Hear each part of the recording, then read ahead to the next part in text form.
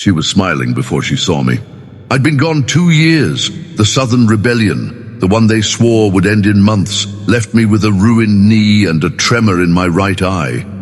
Letters had gone back and forth, her handwriting steady, our barrio's postmarks stamped on everyone. Nothing in those letters prepared me for this. Luz stood in the doorway, a sleeping child in her arms, and her smile was already there, waiting before I'd made a single sound on the gravel path. I dropped my pack and ran to her. She was warm. That was the first lie. The boy was a year old, dark-eyed like me, his fingers curling around my thumb like he already knew the shape of it.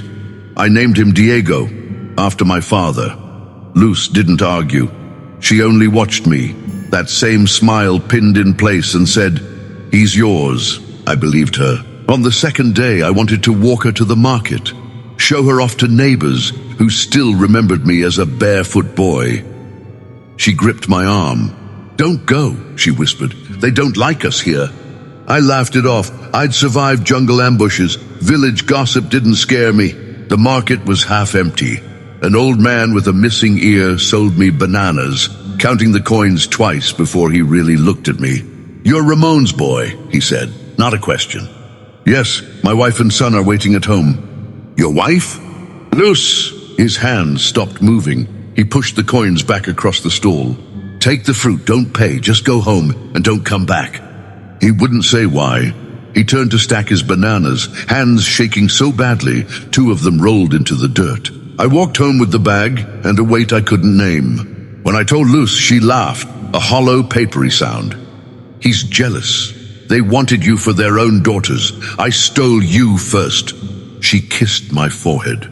Her lips were dry as paper, and when she pulled back for half a second, her smile didn't move at all, not even to breathe.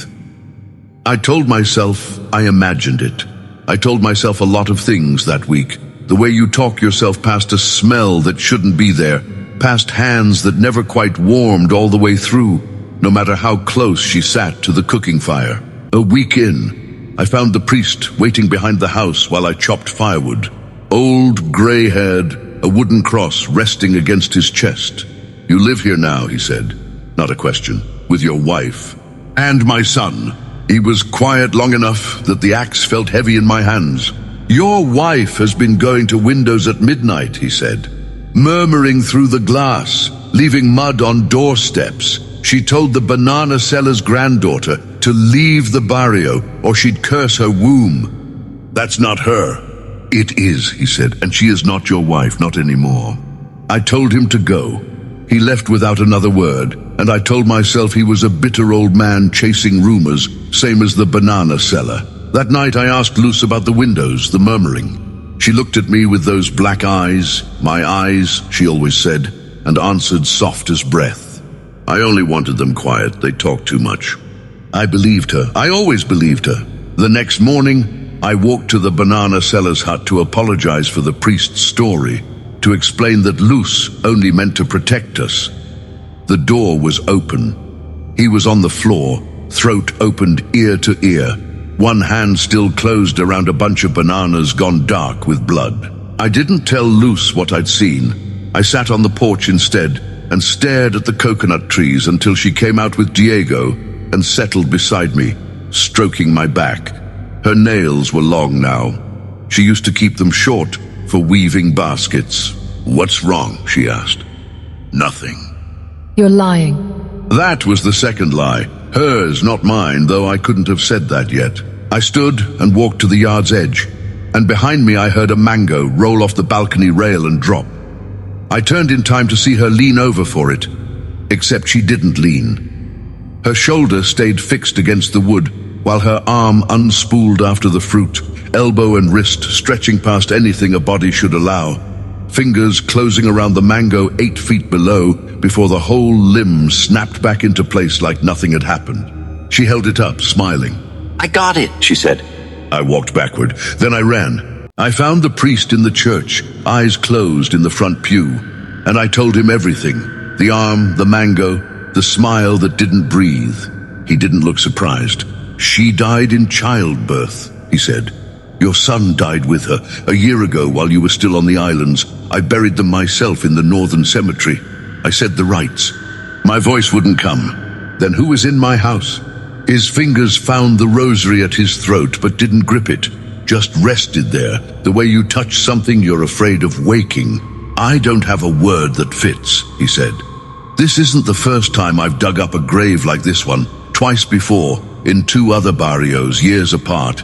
Each time it wore a different face. Each time it knew things only the dead woman could have known. Her letters, her prayers, the exact way she folded her hands in Salome. I stopped asking what it wants a long time ago. He looked toward the door, like something might be listening from just outside it. Now I only ask how long it stays patient before it stops pretending. We dug that night. The priest and 2 altar boys with lanterns, the ground soft from weeks of rain. The coffin had rotted through at the seams. Inside, a woman's bones, and folded against her ribs, the small bones of an infant. The skull had a crack running from the crown to the brow, the exact line where Lucy's hair always parted, where I used to rest my thumb when she slept. I knelt in the wet dirt and didn't move for a long time. The priest lifted the skull with both hands, chipped away a piece no bigger than a coin, and set it inside a clay jar. He prayed over it until the sky started to gray at the edges, then sealed the jar with wax. This stays buried here, he said, under a shrine where it can be watched. If it's ever moved, she'll remember what she is, and she'll come looking. I asked him what I was supposed to do now. Go home, pack a child who wasn't a child, unlearn 2 years of letters that weren't hers to write. He didn't answer that either. He only touched the jar once more, like a man closing a door he didn't trust to stay shut, and walked back toward the church alone. I didn't go home that night.